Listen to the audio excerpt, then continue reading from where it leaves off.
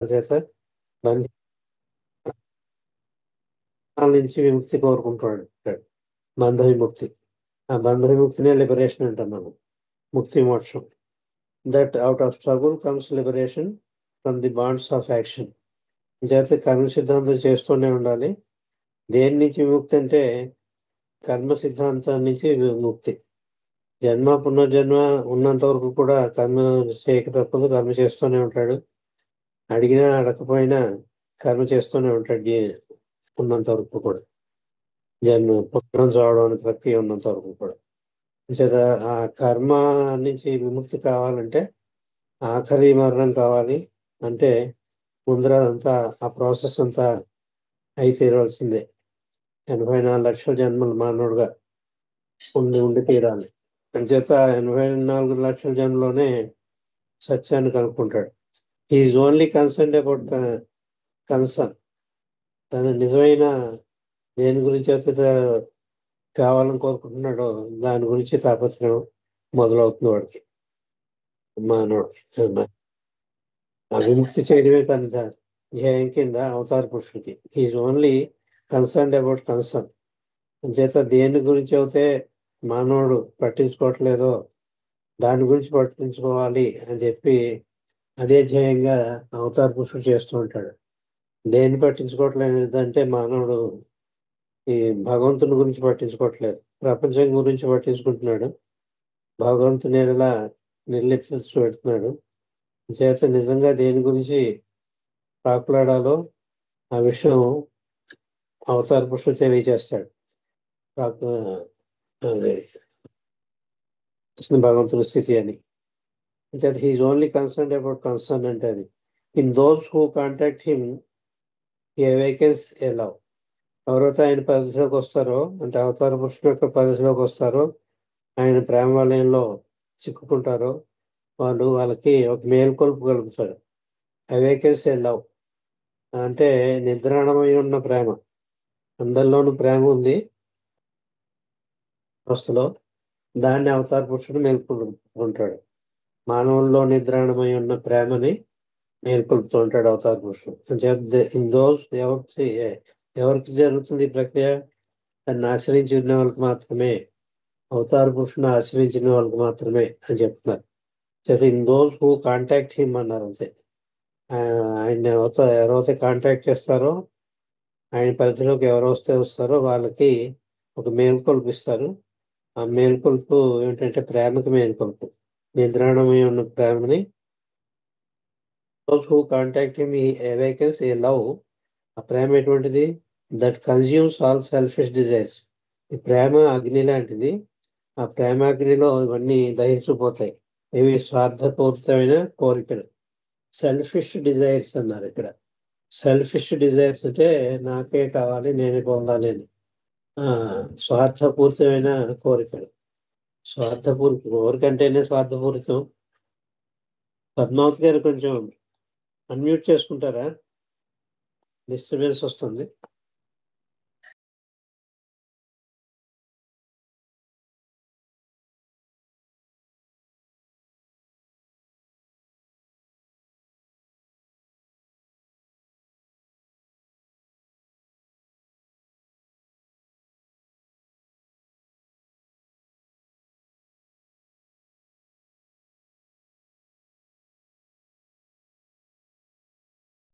అంటే మంట, అగ్ని, జ్వాల.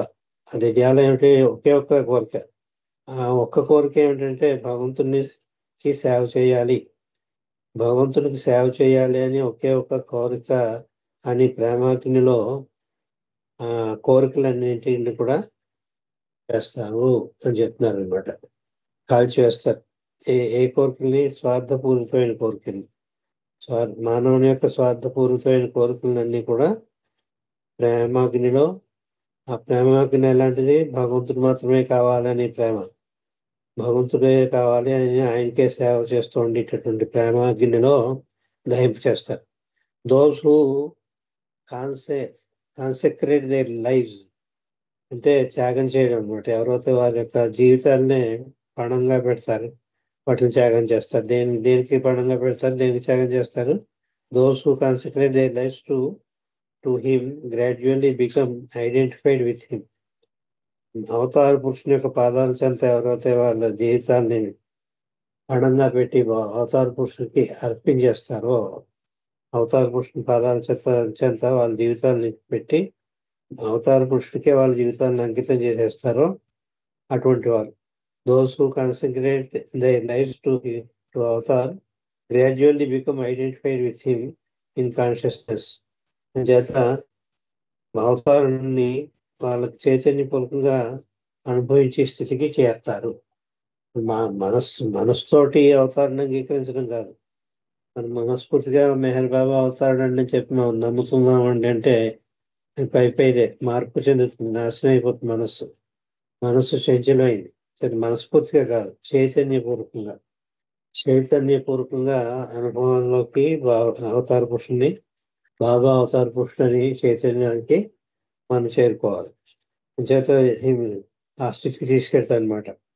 Their life to him gradually become identified with him in consciousness.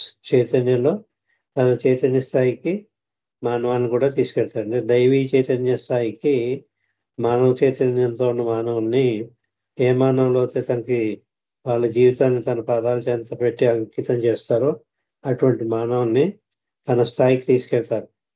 దైవ చైతన్య స్థాయికి, దివ్య చైతన్య స్థాయికి. లిటిల్ బై లిటిల్ అంటే క్రమేపీ, కొద్దిగా ఒక్కసారి జరగదు, గ్రాడ్యువల్ గా జరుగుతుంది. ఎన్నో జన్మల ప్రక్రియ ఇది, ఓవర్ నైట్ వచ్చి అయిపోయేది కాదు. అంచేత లిటిల్ బై లిటిల్ అన్నారు. కొంచెం ఓ జనంలో కొంచెం, ఇంకో జనంలో ఇంకొంచెం, అలాగా లిటిల్ బై లిటిల్ అంటే గ్రాడ్యువల్ గా దేర్ హ్యూమానిటీ ఈజ్ అబ్జార్బ్డ్. వాళ్ళ మానవత్వంతో కూడా ఆయనలో కలిసిపోతూ ఉంటుంది. ఆర్థికర్పూరంలో మానవత్వం హరించిపోతూ ఉంటుంది. అంటే నేను మానవుణ్ణి అని చైతన్యం కోల్పోతూ ఉంటాడు. ఆఖరి పూర్తిగా సంపూర్ణంగా కోల్పోయాక నేను దైవాన్ని అని చైతన్యంతో అనిపిస్తాడు.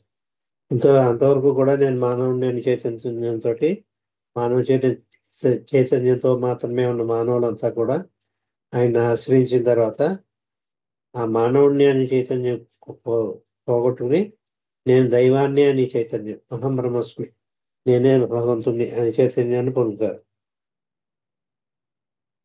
మిళితం అయిపోతారు. అబ్జార్బ్ అంటే ఆయనలో మహాసముద్రంలో నీరు పైకి లేచి మళ్ళీ ఆ మహాసముద్రంలోనే ఎలా కలిసిపోతుందో, బిందువు సింధువులో ఎలా కలిసిపోతుందో అలాగనమాట. Little by little their humanity is absorbed into his divinity. And దివ్యత్వంలోకే జారుకుంటుంది. And they become free. అప్పుడు వాళ్ళు స్వేచ్ఛని పొందుతారు. స్వేచ్ఛని దేని నుండి స్వేచ్ఛ తెలుసు? బంధనాల నుంచి, కోరికల నుంచి, నేనేమన్నా ఉండని చైతన్యం నుంచి, జన్మ పునర్జన్మ ప్రక్రియ నుంచి, సంస్కారాల నుంచి పోగొట్టుకోవడం, ఎన్నో విధాలుగా చెప్పచ్చు. ఆ ఫ్రీడమ్ దేని నుంచండి? దేని వల్ల అయితే బంధీకృతుడై ఉన్నాడో మానవుడు, ఆ బంధనాలన్నింటి నుంచి నేను కూడా విడిపడిపోతాడు. ఇవన్నీ అన్ని ఒక్కసారే జరుగుతాయి. జన్మ పునర్జన్మ నుంచి విడిపడిపోవడం, ఇంకా మళ్ళీ పుట్టుకోవడం, పూర్తిగా సంస్కారాలన్నీ పటాపంచలైపోవడం, ఒక సంస్కారం కూడా లేకుండా నేను అని చైతన్యం పోగొట్టుకోవడం, పరిమితమైన నేను, స్వార్థపూరితమైన పరిమితమైన నేను అని పోగొట్టుకోవడం, అన్నీ ఒకసారి జరుగుతాయి. వాళ్ళు స్వేచ్ఛని పొందుతారు. Those who are closest to him is known as his circle. Circle గురించి చెప్పాను. సర్కిల్ గురించి కొంత మీకు చెప్తే తప్ప తర్వాత అది అందదు. సో సర్కిల్ అంటే ఒక వృత్తం అని అర్థం. గుండ్రంగా గీసిన గీత ఏదైతే ఉందో, రౌండ్ గా గీస్తాం కదా, అది సర్కిల్. వృత్తాకారంలో ఉన్న రూపం. ఎందుకు ఈ వృత్తాకారంలో ఉన్న రూపాన్ని పెట్టారంటే, ఆ వృత్తానికి కేంద్ర బిందువు ఉంటుంది, సెంటర్ పాయింట్ ఉంటుంది దానికి. ఇప్పుడు బండి చక్రం చూసుకుంటే బండి చక్రానికి మంచి ఇరుసు ఉంటుంది, ఆ ఇరుసు భగవంతుడు అనమాట. ఈ సృష్టి అంతా సర్కిల్ అవుతే, అంటే ఈ శిష్యవర్గం గురించి చెప్తున్నారు, ఇన్నర్ సర్కిల్ అవుటర్ సర్కిల్ గురించి చెప్తున్నారు. పుట్టి సర్కిల్ అనకూడదు, సర్కిల్ మెంబర్స్ అనాలి ఇక్కడ, అప్పుడు బాగా అర్థం అవుతుంది. పుట్టి సర్కిల్ అనకుండా సర్కిల్ మెంబర్స్ ఉంటారు. ఎవరికి? సద్గురువుకి ఉంటారు సర్కిల్ మెంబర్స్, అవతార పురుషుడు కూడా సర్కిల్ మెంబర్స్ ఉంటారు. ఆయనకి బాగా దగ్గరగా ఉన్న సర్కిల్ ఏదైతే ఉందో ఆయన సెంటర్ పాయింట్ లో ఉన్నారు. చుట్టూ ఒక సర్కిల్ ఉంది, అంటే రౌండ్ గా కూర్చున్నారు. సెంటర్ పాయింట్ లో బాబా ఉన్నారు, చుట్టూ శిష్యులు కూర్చున్నారు అనమాట రౌండ్ గా. ఆ చార్ట్ కూడా చూస్తే మీకు తెలుస్తుంది. మేము అక్కడ ఇది చెప్పే అదేంటి మ్యూజియం పెట్టారు అప్పర్ మెహరాబాద్ లో. అందులో ఈ సర్కిల్ యొక్క చార్ట్ కూడా వేశారు అందులో.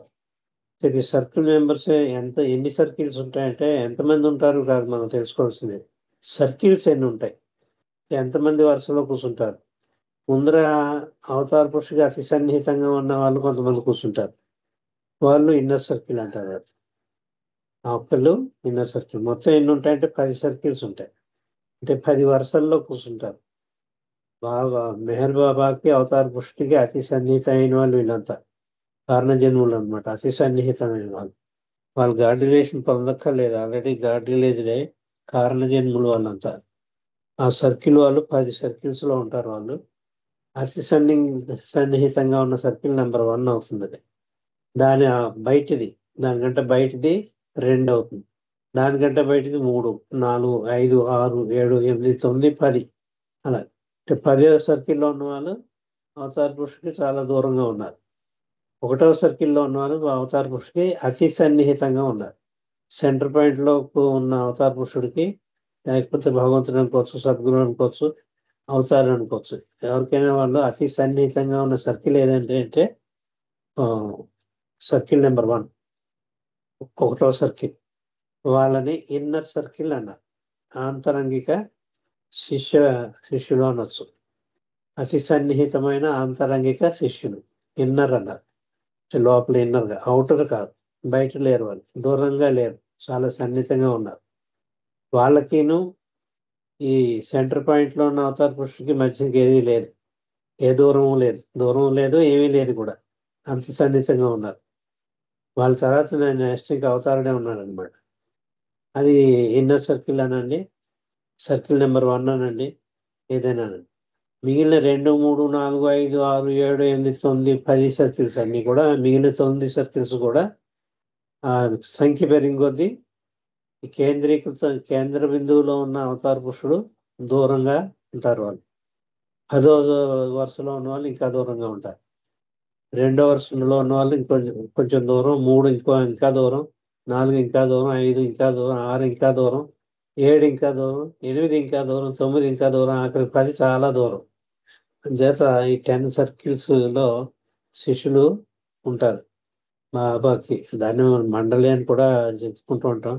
యాక్చువల్గా మండలి ఇన్నర్ సర్కిల్ వాళ్ళే వస్తారు, అవుటర్ సర్కిల్ వాళ్ళు మండలిలోకి రారు, ఎవరో కొద్దిమంది తప్ప. కొంచెం తేడా ఉంది మండలికిను ఈ సర్కిల్ మెంబర్స్కి. ఏదైనా 10, సరే ఎన్ని సర్కిల్ అంటే 10 ఉన్నాయని తెలుసుకుందాం. అయితే ఒక్కొక్క సర్కిల్లో ఎంతమంది ఉంటారు అని చెప్తే 12 ఉంటారు మామూలుగా. అయితే సద్గురుకి 12 ఉంటారు, ప్రతి వరుసలోనూ 12 కూర్చుంటారు. 12 × 10 వరుసలు, 10 సర్కిల్స్. చేత ఒక్కొక్క సర్కిల్లో 10 మంది సభ్యులు ఉంటారు, 10 మంది శిష్యులు ఉంటారు. సభ్యులన్నా శిష్యులన్నా ఒకటే. చేత బాబా శిష్యులు అనమాట. ఎంతమంది 15 మంది ఉంటారు. 10 × 12 120. అది ఎవరికి వర్తిస్తుంది? సద్గురువుకి వర్తిస్తుంది. కానీ అవతార పురుషుడికి ఇంకో 2 ఎక్కువ ఉంటారు. అవతార పురుషుడికి ఎక్కువగా ఉంటారు వాళ్ళు. చేత ఏ సంఖ్యలో ఉంటారు అన్న తెలుసుకోవాలి. బాగా దగ్గరగా ఉన్న సర్కిల్ నెంబర్ 1 అన్నాం కదా, ఆ నెంబర్ 1లో ఇన్నర్ సర్కిల్ అని చెప్పుకున్నాం కదా. బాబాకి అవతార పురుషుడు అతి సన్నిహితంగా ఉన్నారు. వాళ్ళు ఎంతమంది ఉంటారంటే 14 ఉంటారు. 14 అంటే 12 మంది పురుషులు, 2 స్త్రీలు. చేత ప్రతి సర్కిల్లోనూ కూడా స్త్రీలు కూడా ఉంటారు. అయితే ఇక్కడ 10 మంది ఉంటారని చెప్పుకున్నాం, ఎంతమంది పురుషులు ఉంటారు, ఎంతమంది స్త్రీలు ఉంటారు అన్నది కూడా మనం తెలుసుకోవాలి. ఈ 10 వరుసల్లోనూ 10 × 12 ఉంటారని చెప్పుకున్నాం కదా. ప్రతి వరుసలోనూ 12 ఉంటారు, కానీ ఇన్నర్ సర్కిల్లో మాత్రం 14 ఉంటారు. ఎలాగ 14 ఉంటారంటే 12 పురుషులు, 2 స్త్రీలు కలిసి 12 + 2 14. అంచేతే ఇన్నర్ సర్కిల్లోని ఇద్దరు స్త్రీలులో ఒక ఆవిడ మెహరా అనుకుంటే రెండోది మణి అనుకోవచ్చు మనం. ఆ ఇద్దరు స్త్రీలు కూడా, మిగిలిన 12 కూడా పురుషులు. అంచేత అవతార పురుషుడికి ఉండే సర్కిల్ 120 కాదు, 122 ఉంటారు. కానీ వ్యాసంలో మాత్రం 120 అని రాశారు. డిస్కోర్సెస్ పేజ్ 293 మీరు చూసినట్టయితే డిస్కోర్స్ అనే బుక్ ఉంది మనకి. ఆ పుస్తకంలో 293 పేజీ చదివితే మీకు సర్కిల్స్ గురించి చాలా విపులంగా వర్ణించి చెప్పారు. ఈ సంఖ్య కూడా అందులోనే చెప్పారు. అందులో చెప్పిన సంఖ్య ప్రకారం ఇన్నర్ సర్కిల్ వాళ్ళు 12 పురుషులు 2 స్త్రీలు ఉంటారు. మిగిలిన వాళ్ళు ఎలా ఉంటారంటే 8 మంది పురుషులు 4 స్త్రీలు, 8, 4, 12. ఇక మిగిలిన 12 చొప్పునే ఉంటాయి. రెండో వరుసలో ఉన్న వాళ్ళు 8+4, మూడో వరుసలో ఉన్న వాళ్ళు 4+8, నాలుగో వరుసలో ఉన్న వాళ్ళు 8+4, 5వ వరుసలో ఉన్న వాళ్ళు 4+8, 6లో ఉన్న వాళ్ళు 8+4. అంటే ఇది రివర్స్ అవుతుంది. 8 పురుషులు 4 స్త్రీలు అలా రెండో వరుసలో ఉన్న వాళ్ళు మూడో వరుసకు వచ్చేటప్పటికి 8+4 అలా 4+8 అవుతుంది, రివర్స్ అవుతుంది. మూడో వరుసలో 4 పురుషులు 8 స్త్రీలు. మళ్ళీ 4వ వరుసలో ఇది రివర్స్ అవుతుంది, 8 పురుషులు 4 స్త్రీలు. 5వ వరుసలో 4 స్త్రీలు 8 పురుషులు, సరే 4 పురుషులు 8 స్త్రీలు. 6వ వరుసలో 8 పురుషులు 4 స్త్రీలు. అలాగా అంటే 2, 3, 4, 5, 6 వరకు కూడా ఇది రివర్స్ అవుతూ వస్తుంది. అది గుర్తుంచుకోవాలి. 2, 3, 4, 5, 6 దాకా చదువుతానండి. 8+4 4+8, 8+4 4+8, 8+4, దాంతో 6 వరుసలు అవుతాయి. ఇక 7వ వరుసలో వచ్చేటప్పటికి 6 పురుషులు 6 స్త్రీలు సమానంగా. పురుషులు ఎంతమంది ఉన్నారు, స్త్రీలు ఎంతమంది ఉన్నారు. 7వ వరుస ఎలా లెక్క పెట్టాలి? ఇన్నర్ సర్కిల్తో కలిసి 7వ వరుస. అతి సన్నిహితంగా ఉన్న నెంబర్ 1 అన్నాను కదా ఇన్నర్ సర్కిల్. ఆ ఇన్నర్ సర్కిల్ దగ్గర నుంచి 1 అని వేసుకోవాలి. అది 1 అని వేసుకుంటే కింద నుంచి పైకి ఎడుతుంటే 7వ వరుసలో 6 పురుషులు 6 స్త్రీలు సమానంగా ఉంటారు.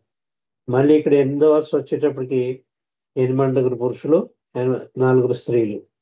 అంటే 9వ వరుసలో యాక్చువల్గా ఇందాక రూల్ ప్రకారం 4+8 అవ్వాలి, రివర్స్ అవ్వాలి అది. కానీ రివర్స్ అవ్వకుండా సేమ్ కంటిన్యూ చేశారు. 8వ వరుస 9వ వరుసలో ఉన్న వాళ్ళని 8 పురుషులు 4 స్త్రీలు, 8 స్త్రీలు సేమ్ కంటిన్యూ చేశారు. ఈ కింద రివర్స్ అయింది కానీ రివర్స్ అవ్వలేదు. ఇక్కడ బాగా గుర్తుపెట్టుకుందుకు 7వ వరుస వచ్చేటప్పటికి 6+6, 8 వచ్చేటప్పటికి 8+4, 9 కూడా 8+4. మళ్ళీ 10వ వరుస వచ్చేటప్పటికి 10+2 అయింది. అది 10+2 అంటే 10 మంది స్త్రీలు 2, 10 మంది పురుషులు 2 స్త్రీలు, 10 మంది పురుషులు 2 స్త్రీలు 10వ వరుసలో. అంచేత ఇన్నర్ సర్కిల్లో అది అలాగా గుర్తుపెట్టుకోవాలి. ఒకటి ఈజీ గుర్తుపెట్టుకోవడం, 12+2 అని. 12+2 14. మిగిలిన 12 చొప్పునే ఉంటాయి. ఇన్నర్ సర్కిల్ సర్కిల్ నెంబర్ 1లోనే 14 ఉంటారు, మిగిలినంతా 12 ఉంటారు. ఇలా 9 వరుసల్లో ఉన్న వాళ్ళు 12 ఉంటారు. 9 × 12 ఎంత అండి? 108. ఆ 108 ప్లస్ 1వ వరుసలో ఉన్న వాళ్ళు 14. 108 + 14 122. లేదు, మొత్తం సర్కిల్ మెంబర్స్ 122 మంది ఉంటారు. వాళ్ళ డిస్ట్రిబ్యూషన్ ఇలాగ ఉంది. మీకు నేను చదివితే మీకు కన్ఫ్యూజన్ అవ్వచ్చు. మీకు ఎవరికి వారు డిస్కోర్సెస్ బుక్ తీసుకుని 293వ పేజీ చూసుకుని అక్కడ ఇలా చార్ట్గా వేయరు, కానీ అది చూస్తే మీకు అర్థమవుతుంది. ఒకవేళ చార్ట్ ఉందేమో నాకు ఐఎమ్ నాట్ షూర్. చార్ట్ లేకపోయినా మీరు చదువుకుని మీరే చార్ట్ వేసుకోవచ్చు. చేత అవతార పురుషులకు ఉండే సర్కిల్స్, సద్గురువుకు ఉండే సర్కిల్స్ తేడా ఏమిటంటే వరుసలు 10 ఉంటాయి. సద్గురువుకి 10 వరుసలే. సద్గురుకు ఉండే శిష్యులు కూడా సర్కిల్ మెంబర్స్ కూడా 10 వరుసల్లోనే ఉంటారు. అవతార పురుషుడు కూడా 10 వరుసల్లోనే ఉంటారు. ఒకే ఒక తేడా ఏమిటంటే ఇన్నర్ సర్కిల్ ఎవరైతే ఉన్నారో, 1వ నెంబర్లో ఉన్న సర్కిల్ ఎవరైతే ఉన్నారో వాళ్ళ సంఖ్య మాత్రం 12 కాకుండా 14 ఉంటుంది. ఆ 14లో 2 స్త్రీలే ఉంటారు. 14లోంచి 2 పోతే 12 పురుషులు ఉంటారు. అదొకటి తేడా బాగా గుర్తుంచుకోవాలి. కానీ బాబా ఇక్కడ రాసిన ఉపన్యాసంలో మాత్రం ఈ సర్కిల్ మెంబర్స్ని 120 అని చెప్పి రాశారు, 122 అని చెప్పి రాయలేదు. అది ఎందుకు, ఏ కారణం వల్ల మరి అలా జరిగిందో నాకు తెలీదు. కానీ అవతార పురుషులు చాలా కొన్ని మార్పులు చేశారు. ఈ అవతారాన్ని వ్యాసంలో ఉన్నవి ఇంకో చోట సద్గురు అనే పదం ఉపయోగించకూడదు, గాడ్ రిలీజ్డ్ అనాలి. వాళ్ళు సద్గురుస్ అనేసారు. అదొక కరెక్షన్ అయింది. ఆ కరెక్షన్ మరి ఎందుకు జరిగిందో తెలియదు. అది కూడా డిస్కోర్సెస్ లో కరెక్ట్ గా రాశారు. ఇంకో చోట వ్యాసంలో కూడా అవతారం డెఫినేషన్ లో గాడ్ స్పీక్స్ లో కూడా కరెక్ట్ గా రాశారు. గాడ్ రిలీజ్డ్ అన్న తప్ప సద్గురుస్ అని అనలేదు. ఒక చోట ఉపయోగించాలి, గాడ్ రిలీజ్డ్ అని అనాలి తప్ప అందరూ సద్గురువులు కాదు వాళ్ళు. అలా ఇలా అన్నారేమిటి అనుకున్నాను నేను. సద్గురుస్ అన్నారేమిటి, సద్గురువులు ఇంతమంది ఉండరు కదా అనుకున్నాను. అంచేత ఈ సర్కిల్ మెంబర్స్ గురించి ఈ వివరణ ఇచ్చిన తర్వాత నాకు ఇప్పుడు ఎంతవరకు టైం ఉందో అంతవరకు కూడా నేను చదివి తర్వాత నెక్స్ట్ది రేపు ట్యూస్డే చదువుకుందామండి. ఇక్కడ చెప్తున్నారు, those who are closest to him, అవతార పురుషుడు అతి సన్నిహితంగా ఉన్నవారు ఆర్ కాల్డ్ సర్కిల్. అది అతి సన్నిహితంగా ఉన్న శిష్యవర్గాన్ని సర్కిల్ అనాలి, అంటే సర్కిల్ మెంబర్స్ అనాలి. Every Sadguru has an intimate circle. ప్రతి సద్గురుకి కూడా అతి సన్నిహితమైన సర్కిల్ ఉంటుంది. అతి సన్నిహితమైన వాళ్ళే 12 ఉంటారు అని చెప్తున్నారు. Every Sadguru has an intimate circle of 12 disciples each.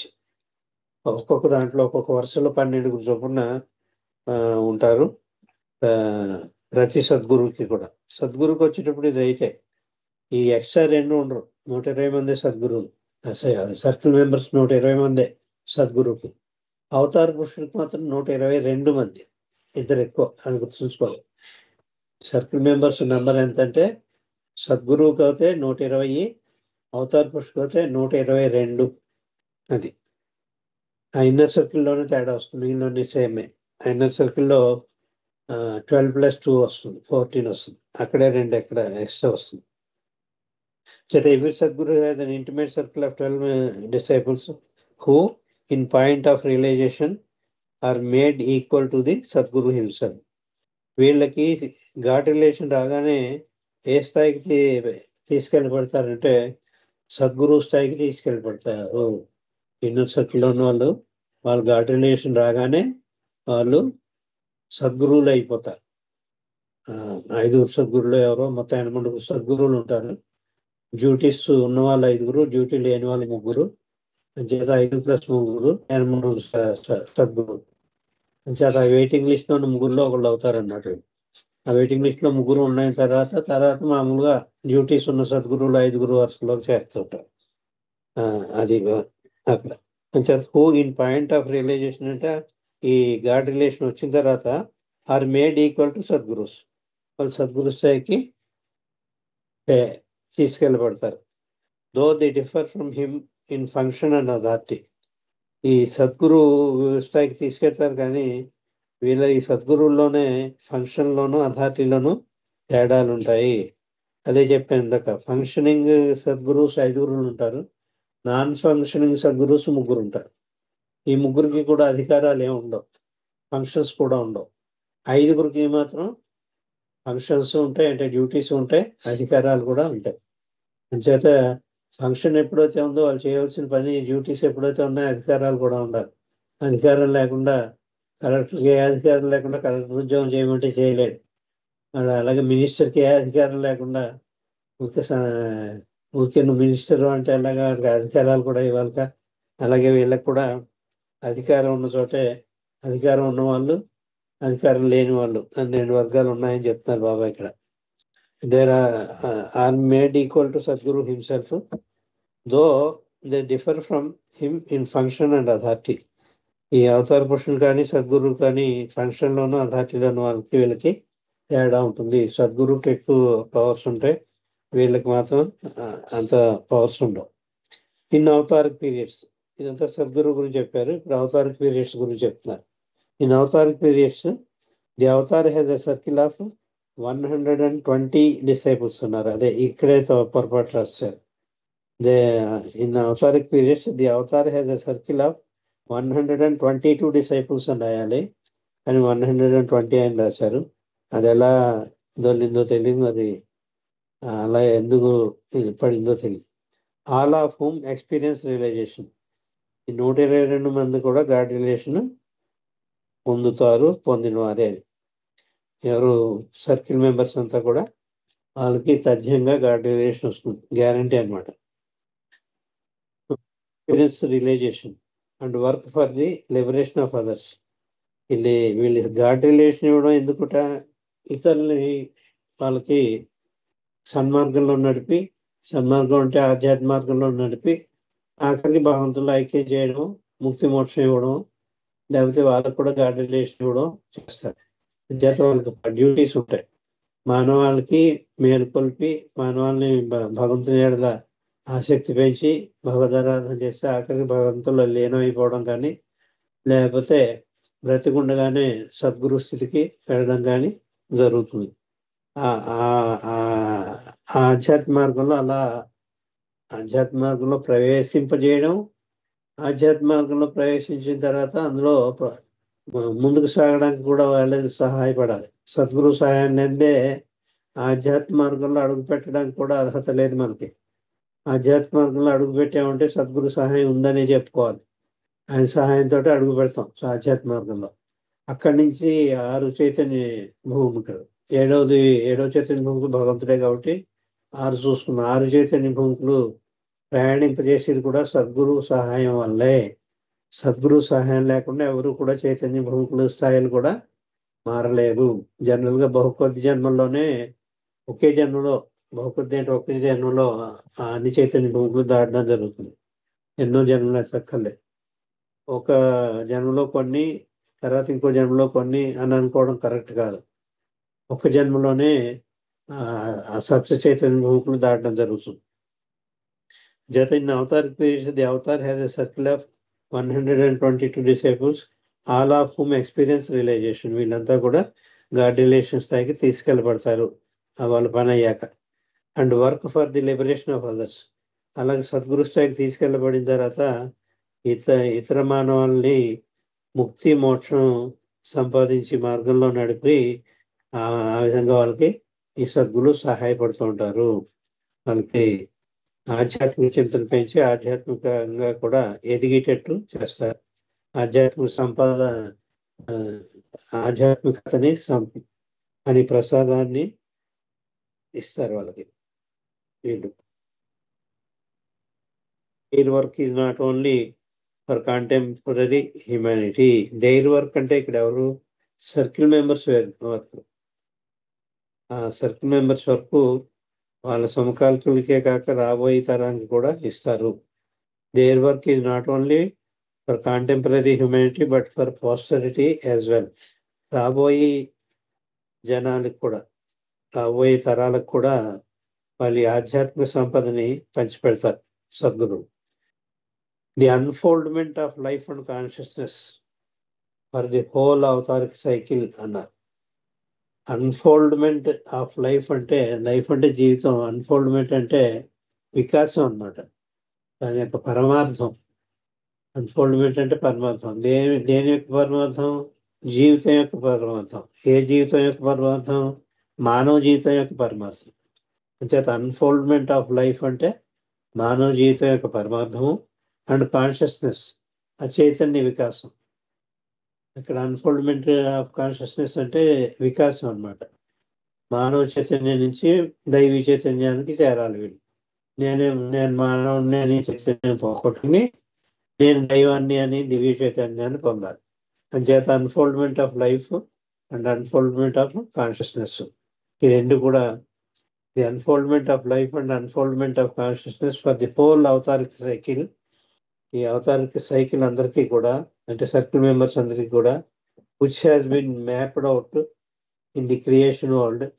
ఈ avatar before the avatar took form అన్నారు. అవతార్ పురుషుడు రాని క్రితమే ఇది ఒక ప్లాన్ వేయబడింది. ఇప్పుడు అవుట్ అంటే అక్కడ ఒక ప్లాన్ వేసుకుని వస్తాడు అవతార్ పురుషుడు. ఆయన అవతరించిన క్రితమే ఒక దైవీ చట్టం ప్రకారం, డివైన్ లా ప్రకారం ఎవరెవరు సర్కిల్ మెంబర్స్ ఉండాలి, ఎవరెవరు సద్గురువులు అవుతారు, ఎవరెవరికి గాడ్ రిలేషన్ పొందుతారు, ఇన్నర్ సర్కిల్ ఎవరు, అవుటర్ సర్కిల్ ఎవరు, ఇవన్నీ కూడా ముందరే ప్రణాళికాబద్ధంగా ముందుగా నిర్ణయింపబడుతుంది. అవతార పురుషుడు వచ్చిన తర్వాత అవతారుడు ముందుగా నిర్ణయం ప్రకారం ముందుగానే ప్లాన్ చేసుకుని నిర్ణయించిన ప్రకారం వాటిని అమలు పరుస్తారు అవతారుడు. which has been mapped out in the creative world before the avatar took form is endorsed. Endorse అంటే దాన్ని ఆమోదించడం అనమాట. అంటే సంతకానికి పెట్టారు, అక్కడ సంతకం కాదు కానీ అన్ని రెడీ అయిపోతాయి. ఆ పేపర్ ఎక్కడ పెట్టగానో సిగ్నేచర్ పెట్టేస్తాడు అవతార పురుషుడు. అంటే ఎండార్స్ అంటే దాన్ని అప్రూవ్ చేయడం అనమాట. అంటే డ్రాఫ్ట్ స్టేజ్లో ఉన్నది సంతకంగానే అది చట్టం అయిపోతుంది. డ్రాఫ్ట్ మనందరికీ తెలుసు, ఉద్యోగం చేసుకునే వాళ్ళకి డ్రాఫ్ట్ అంటే ఏమిటో, అది పూర్తిగా ఆర్డర్ అంటే ఏమిటో. జియో పాస్ చేస్తుంటారు గవర్నమెంట్ ఆర్డర్. అది సంతకం కాని క్రితం డ్రాఫ్ట్, సంతకం అయిన తర్వాత అదే జియో అయిపోతుంది. అలాగే అవతార పురుషుడు వచ్చి ఎండార్స్ చేస్తాడు, దాన్ని ఆమోదిస్తారు. ఎండార్స్ చేయడం అంటే before the avatar took form is endorsed and fixed in the formative. Formative అంటే ఎవరు ఎక్కడ ఏ స్థాయిలో ఉండారో ఆ స్థాయిలో వాళ్ళని నెలకొల్పుతారు. ఇందాక చెప్పుకున్నాం కదా, 122 మంది ఉంటారు. 122 మంది ఇన్నర్ సర్కిల్ ఎవరు, అందులో 2 స్త్రీలు ఎవరు, ఇవన్నీ కూడా ముందరే నిర్ణయించబడి ఉంటుంది. దాన్ని ఎట్లొచ్చి అవతార పురుషుడు వచ్చి దాన్ని అమలు పరుస్తాడు, అంటే ఆచరణలో పెడతారు. 2 స్త్రీలు ఎవరో అదే ఇది endorse and fixed in the formative and material words. ఈ రూపం ధరించిన ఈ సృష్టిలో ఈ గ్రాస్ వరల్డ్ అంటాం. గ్రాస్ వరల్డ్నే స్థూల ప్రపంచం అనమాట. మెటీరియల్ వరల్డ్ అన్నా గ్రాస్ వరల్డ్ అన్నా ఒకటే. Fixed in the formative and material words during the avatar's life on earth. అవతార పురుషుడు ఈ జీవిత కాలంలో ఉన్నప్పుడు ఇవన్నీ కూడా జరుగుతాయి. అంటే ఆయన అవతారం సాధించిన క్రితమే జరుగుతుంది అన్నట్టు చెప్పారు ఇక్కడ. ఆయన శరీరం సాధించిన క్రితం. ఎందుకంటే శరీరం సాధించినా కూడా అవతారిక పీరియడ్ ఎండ్ అవ్వదు, దాంతో అవతారిక పీరియడ్ ఎండ్ అవ్వదు, ఇంకా ఉంటుంది కొన్నాళ్ళు. 100 సంవత్సరాల నుంచి 200 సంవత్సరాల వరకు కూడా అవతారిక పీరియడ్ కంటిన్యూ అవుతుంది. కానీ ఈ సర్కిల్ మెంబర్స్ డిసైడ్ చేయడం, మనకి ఎవరిని ఏ స్థాయిలో ఉంచాలో, 10వ వరుసలో ఎవరు, 9వ వరుసలో ఎవరు, 6వ వరుసలో ఎవరు, ఇవన్నీ కూడా ముందరే ప్రణాళికాబద్ధంగా ముందరే రచింపబడింది. ముందుగానే రచింపబడిన ప్రణాళికని అవతార పురుషుడు వచ్చి దాని ఆమోదం తెలిపి దాన్ని అమలు కూడా చేస్తారు. అక్కడికి ఎవరెవరి స్థానాల్లో ఉండాలో ఆయా స్థానాలు వాళ్ళు చోటు చేసుకుంటారు. ఇదంతా కూడా డివైన్ లా అండి, దైవీ చట్టం ప్రకారం జరిగింది. అవతార పురుషుడు ఎన్నోసార్లు వచ్చారు, నాకు తెలుసు, వస్తూనే ఉంటాను కూడా అని చెప్పారు. సంభవామి యుగే యుగే అని. ఎప్పుడు అవసరం ఉందో అప్పుడు 5 సద్గురులు తీసుకొస్తారు. మన వల్ల కాదు, 5 సద్గురులు ఉంటూ ఉంటారు.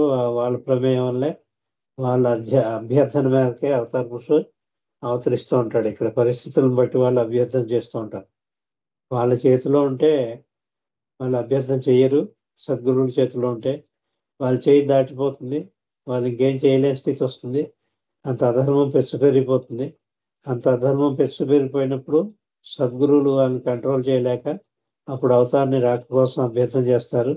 అప్పుడు అవతారిని కిందకే దించుతారు. ఆ దించడం కూడా ఒక వీల్ వేసి, ఒక ముసుగు వేసి దించుతారు.